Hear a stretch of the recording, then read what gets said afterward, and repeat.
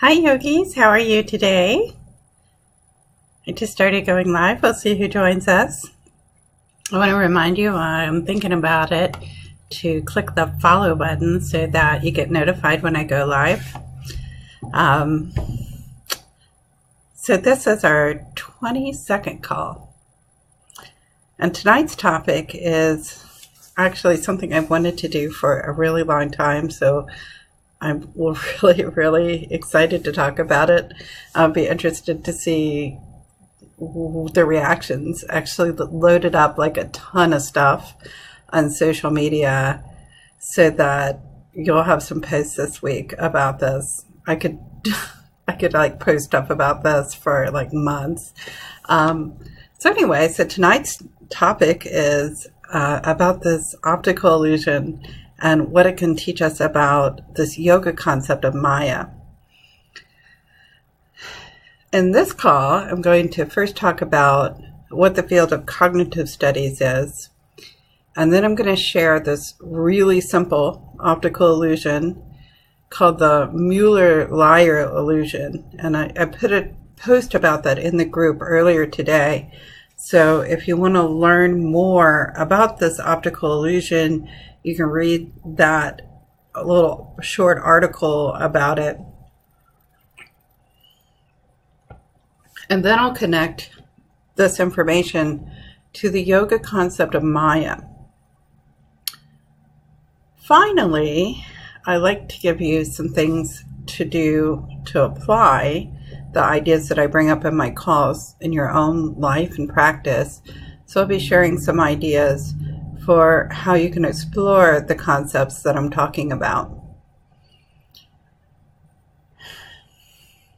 In college, I majored in philosophy.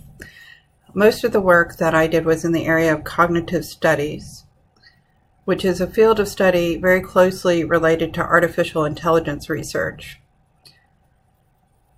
The fundamental question of cognitive studies is, how do we know what we know?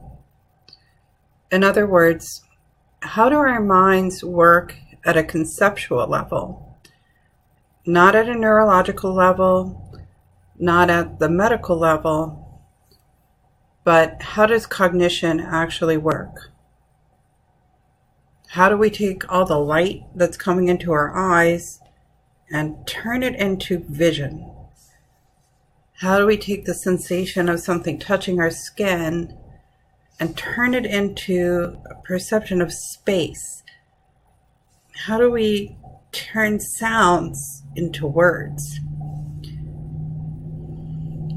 Although a lot of areas of philosophy are, well, philosophical and abstract, cognitive studies is so intertwined with computer programming that it's actually a testable area of philosophy. One of the things that we're learning about, all of the things that we're learning about the mind, how the mind works, are being used by computer programmers. They use this knowledge from cognitive studies to create systems like Siri that let us talk to a computer using natural speech. Or another use of this kind of knowledge is in robotics. So it's an interesting thing where you have an area of philosophy that's actually like an applied field. One of the reasons, messing around with the computer a little. One of the reasons that there's been so much study in cognitive studies is because of the work of one of the very early computer pioneers, Alan Turing, and I spoke about him in another live call. Back at a time, and by the way, that sounds a little familiar, there was a movie about him recently called The Imitation Game. I watched it. I'm going to say, I'm not 2 thumbs up on it because, I don't know, it just wasn't great. But there's another documentary on him that I'm like much better, but it is a watchable movie and it gives you some information about some of the things that he did in his life. So I would say that it's a good introduction to him, and it's out on Netflix right now. So back at a time where it's like travel in the Wayback Machine, back to that time when computers filled rooms and they had to be coded by key punch, Alan Turing published an academic paper where he imagined people having conversation with computers as if they were humans. His paper led to something that we call in the cognitive studies field the Turing test.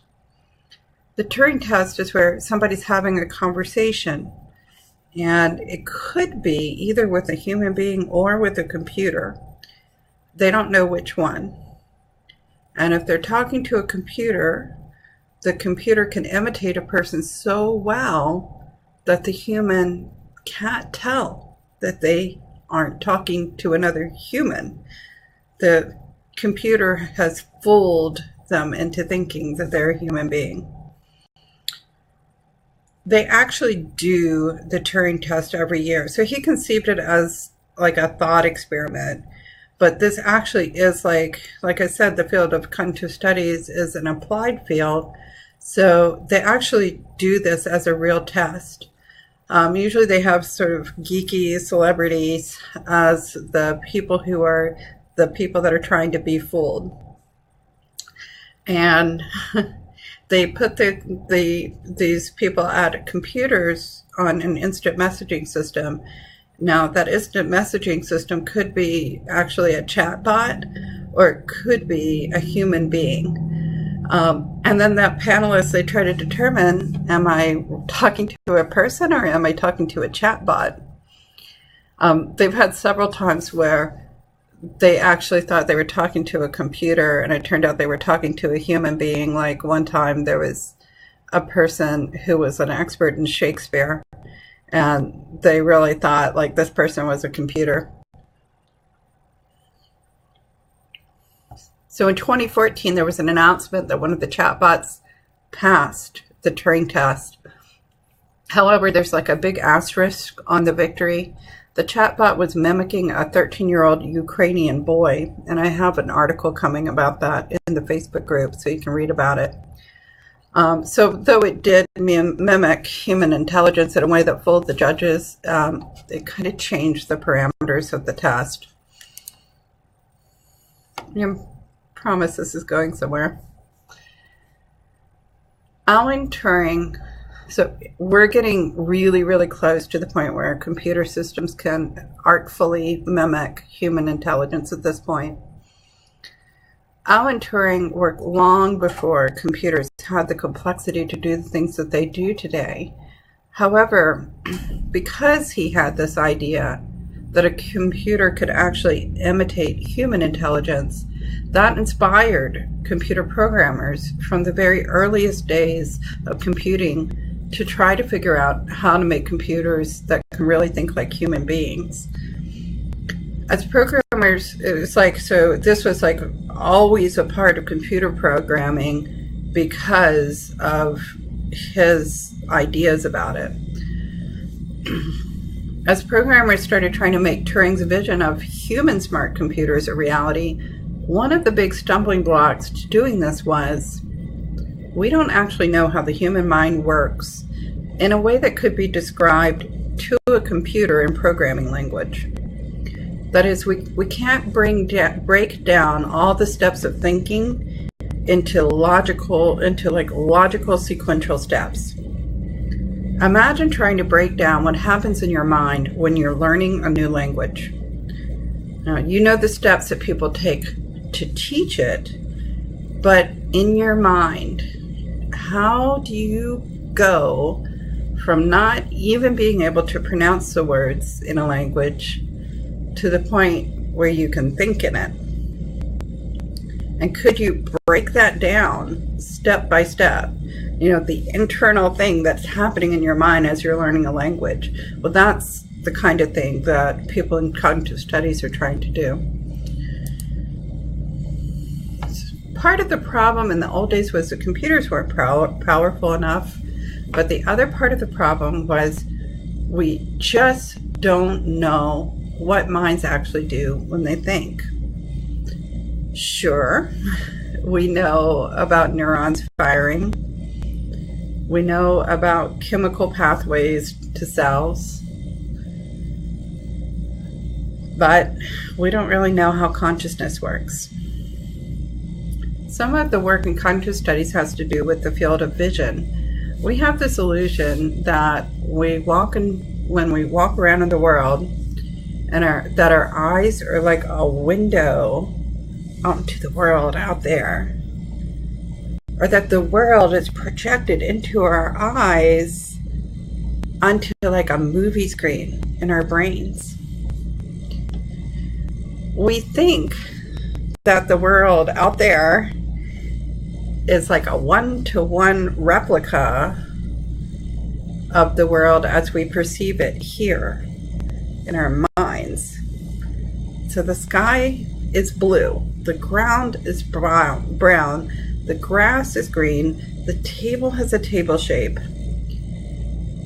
And that is, we believe that is how the world actually is out there because that's how we perceive it. It's such a powerful illusion and so helpful to us that it's incredibly difficult to grasp that it's not true. Now I'm going to show you what I mean. I'm trying to get you not just to the place where that's like kind of a cool concept, to the place where you can like grok it. So I'm going to try to hit it a couple of different ways. Now I'm going to get to the optical illusion part, which is fun. Even though we know that Facebook makes things mirror image, Facebook Live, we can do this optical illusion because it doesn't matter which direction it is. Okay, so this one's called the Mueller-Lyerson, the Mueller-Lyer illusion. So it consists of two lines that are equal, and there's an arrow at the end of either line. So one, the arrow is point in toward the line, and the other one, the arrow is point out. And when you look at this, you'll instantly see that the one with the arrows pointing in appears longer to you, and the ones with the arrows pointing out appear shorter. So here's like a little helpful guide to show you that these lines are actually the exact same length. And in fact, the one that appears shorter is maybe even slightly longer in this particular little printed version of it.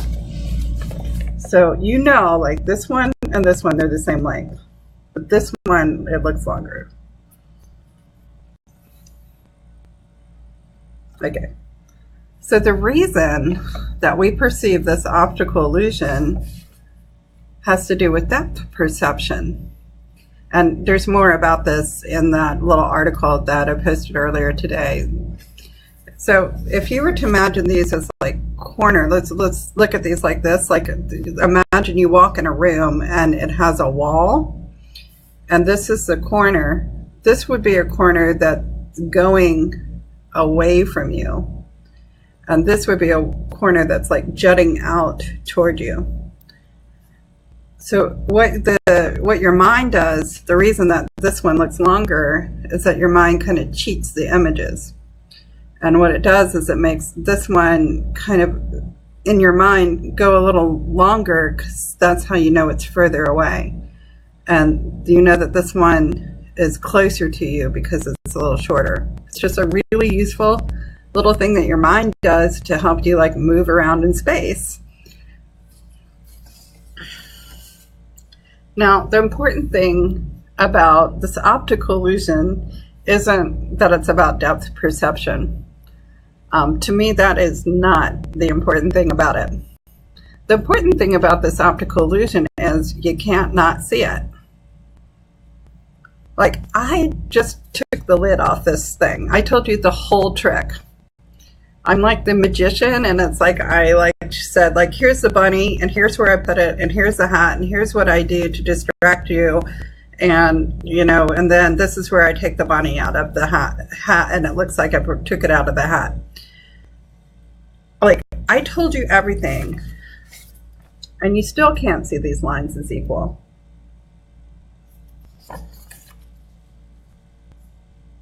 It's the world's simplest optical illusion. It's not cleverly drawn.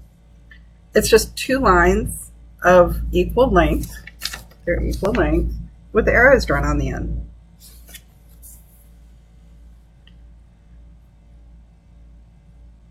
So what I'm trying to tell you is that the way that you perceive these lines is one of them is longer than the other. That's like the Instagram filter version of the actual image.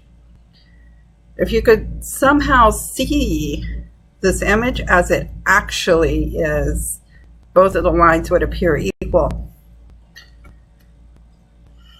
Imagine that you took a picture and you apply one of those Instagram filters to it, and somehow you deleted the original image, and all you had left was the one that had the like more cowbell filter on it. Well, that's what your mind is like. Your mind is like more cowbell filter all the time, and all the original pictures are tossed in the trash, and you can't access them.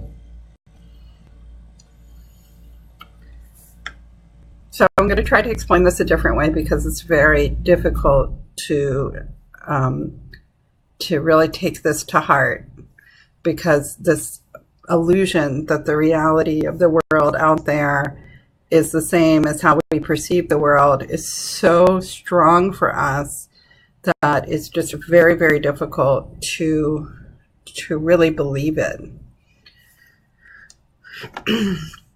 We have this belief that what we're seeing is a one-to-one correlation with the world out there. We believe that in our minds there's an exact little miniature replica version of the world outside of us. But the truth is, we can't even see these two lines the way that they really are. In fact, we don't have a clue what the world out there really looks like. Now, I've been talking about seeing and vision, which is our most important sense. Vision takes up the most real estate in our brains. But what I'm saying is true of every sense that we have. So, for example, with the sensation of touch, if you've ever explored this concept of referred pain, it means that you experience pain in places other than where the nerve endings that are actually receiving the pain are. So I have restless leg syndrome. I went to an orthopedic massage therapist, and she wanted to work with me on my restless legs, or I wanted her to. And she had these points on my right leg where she could press them, and she could make my left leg jump. That's referred pain. And it was really freaky because she'd be like pressing these points, and my other leg would go twink. Another way that you'd see this in touch is the people who have phantom limbs, people who have had amputations and they experience a phantom limb. Those limbs actually are extremely painful sometimes. And people who have phantom limbs, really, this also gets into this nature of the perception of touch. So people experience very vivid sensations of these limbs. I always thought it was just kind of like a ghostly sensation, like, this sort of, there kind of was like a phantom limb. It's not. Like, some people it is extremely excruciatingly painful for them to have these phantom limbs. And that's also part of how your body is perceptual system. So that's one. And then the same thing happens with sound. Like with sound, we do a lot of altering of noises, again, in our minds, particularly words. So think about how if you're a native English speaker, when you hear English, you pick up all the separate words and you can make them out. But if you're listening to, say, like Chinese, it just sounds like total gibberish. In fact, I was just talking with my daughter's roommate, and she's from Vietnam, and she was talking about this. She said, I think this is how Vietnamese must sound to people who don't speak Vietnamese. And she started making this sing-songy gibberish, which is exactly what Vietnamese sounds like to me. But she was laughing as she's saying this because to her, Vietnamese is her innate language. It's how she thinks. So it was very funny to her to think of somebody else hearing it as babble. We take it for granted that like Chinese or Vietnamese sounds like gibberish to English speakers. But do you ever wonder, why does language have meaning for a native speaker and come off as noise to someone who doesn't know the language? The languages aren't changing. Our minds are altering what we're hearing somehow. I'll give another quick example of this. I had a college friend who took a semester abroad to Brazil. He became fluent in Portuguese. On his plane trip back to America, there were 2 channels on the in-flight TV, and they were playing the exact same program. So he called over the flight attendant and he said, why are these 2 channels playing the exact same show? Well, it turns out one was in Portuguese and one was in English. But I bet if you were sitting on a plane and you were watching those 2 channels, you could tell which one was in English and which one was in Portuguese. But he wasn't able to tell them apart. So what was happening there for him in his mind were these words in 2 separate languages have become so fundamental to his thinking that he couldn't tell the languages apart. Anyway, I can go on and on and on. I literally studied this for years in college, and it's been an interest of mine ever since. But now I want to tie this into yoga. Still not seeing like any comments or any sign that anybody's listening, but I hope you're out there. The yogis understood this concept, and they talked about the world of illusion, Maya. Maya means the world of illusion. The yogis understood that the way that we perceive the world is not the way the world really is. They understood that we could never see the 2 equal lines as equal. And that's a really hard thing to know in your heart. It has to hit you at some point that the world as you see it out there is not the world as you know it. They understood, the yogis understood, that we would never, ever, ever be able to really know what the world feels like. We'll never know what color the sky really is, or even if it is color. We only know how we perceive the world through our minds. I took a little snippet from the Wikipedia article on Maya, and this is from the section from the Upanishads. So they talked about, I'd always heard of Maya as the world of illusion, but in this article it was saying that it really is a slippery term that's used a lot of different ways in different times. So the way I'm using it, according to this article on Wikipedia, is the way that it was used in the Upanishads. Anyway, I just don't want to like misrepresent myself as like some kind of Sanskrit scholar or super knowledgeable person about these ancient texts. It's a concept I'm familiar with from my teachers talking about it. So Hendrik Vroom explains the term Maya has been translated as illusion, but it does not concern normal illusion. Here, illusion does not mean that the world is not real and simply a figment of the human imagination, which is solipsism. Maya means that the world is not as it seems. The world that one experiences is misleading as far as its true nature is concerned.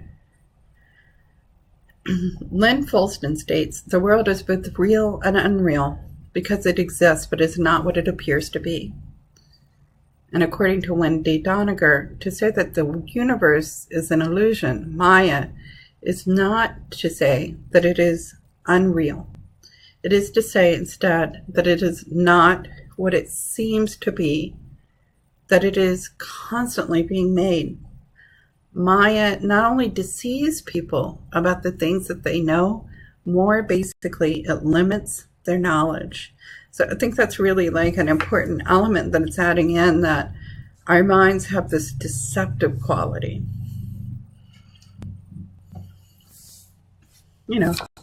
Like this, it's deceptive.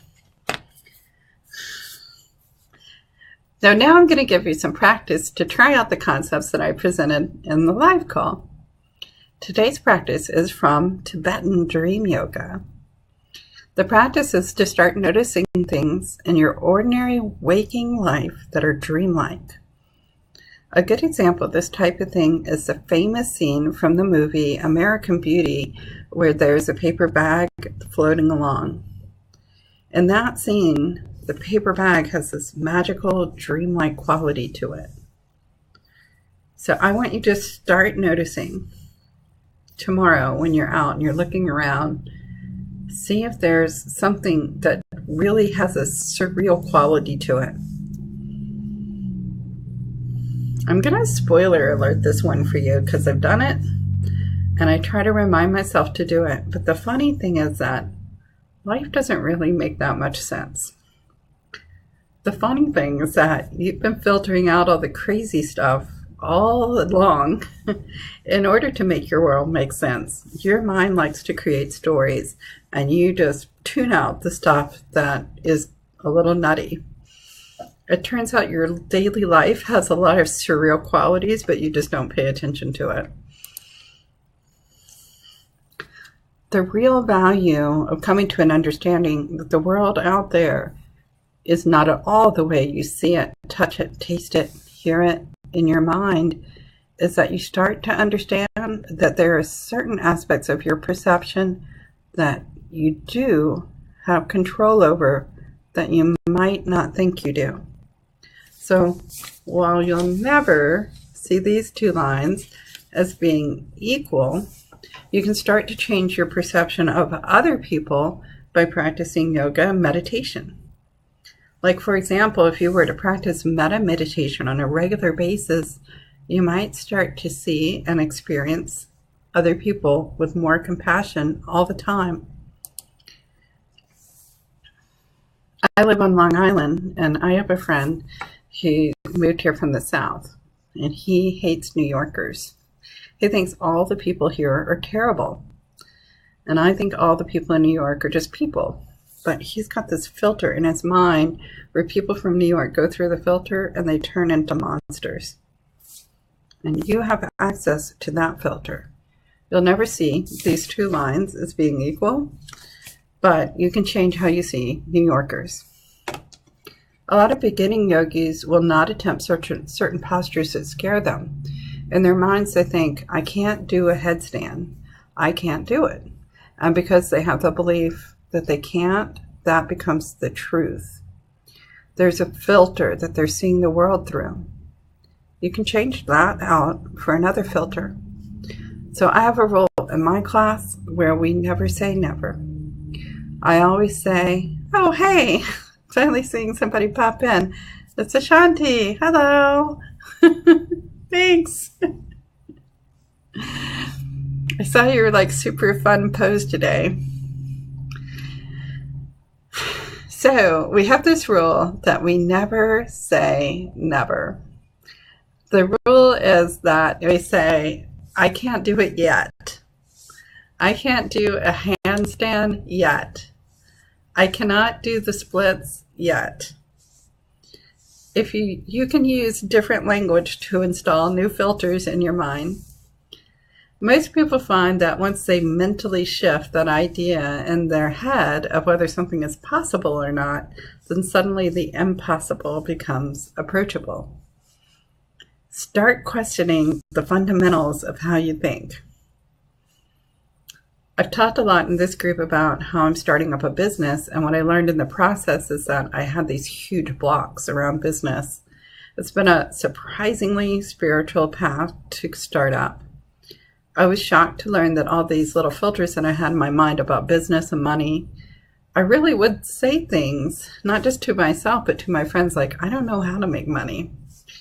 And I started seeing I was talking to myself about money the way people talk about handstands and headstands and splits. So now I have to remind myself that I don't know how to make money yet. I don't know how to market yet.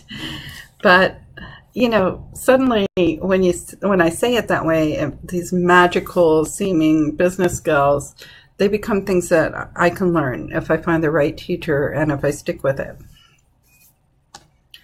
I didn't really explain the theory behind this, but the reason that our brains can't see these two lines as equal is because we operate better that way. It helps us to survive. Imagine if you walk into a room and you didn't have a way to instantly see which corner was receding and which one was coming at you. You wouldn't be able to walk. So Oliver Sacks, actually, he talks about this. There was a man like this, and I'll put the link up to this book where he talks about this man who regained sight very late in life, and he was never able to do things like navigate a room because he never learned these things. So this is, there's some question about whether this is learned or not,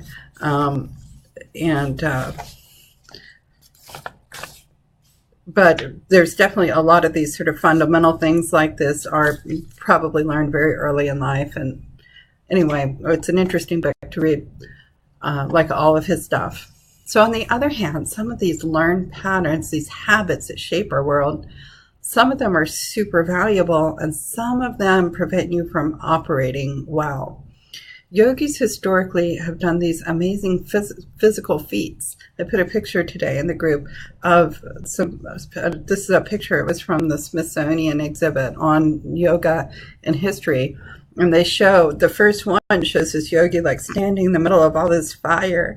And there were several, I went to that exhibit and there were several pictures like that of like yogis like swinging over fire and standing up on poles and doing these just incredible things.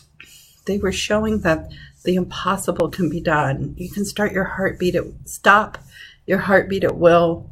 You can sleep with your feet behind your head. You can withstand the heat of a fire and not be burned. The yogis are like scientists exploring these filters of the mind of what is possible to change and what is not. I want you to live your life like this. Try to discover what your mind filters are. You know, maybe I'm wrong. Maybe it is possible to see these lines as being equal after all. Start a new project.